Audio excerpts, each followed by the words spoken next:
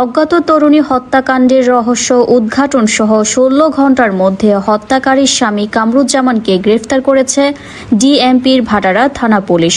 সোমবার ৭ জুলাই রাত আনুমানিক ৩টা ৩০ ঘটায় ব্রাহ্মণবাড়িয়া জেলার বিজয়নগর থানার সোনামুড়া এলাকা থেকে তাকে গ্রেফতার করা হয়।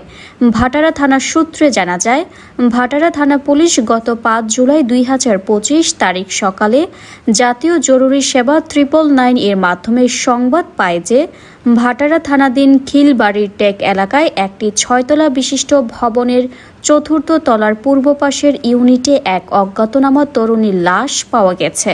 তাৎক্ষণিকভাবে ভাটারা থানা পুলিশের একটি টহল দল ঘটনাস্থলে পৌঁছে লাশের সুরতহাল প্রস্তুত করে এবং ময়নাতদন্তের জন্য লাশটি ঢাকা মেডিকেল কলেজ হাসপাতালের মর্গে প্রেরণ করে।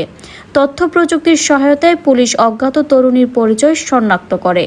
এ ঘটনায় ভিকটিমের মা মোসাম্মদ আম্বিয়া খাতুন বাদী হয়ে ভাটারা থানায় একটি হত্যা মামলা দায়ের করেন।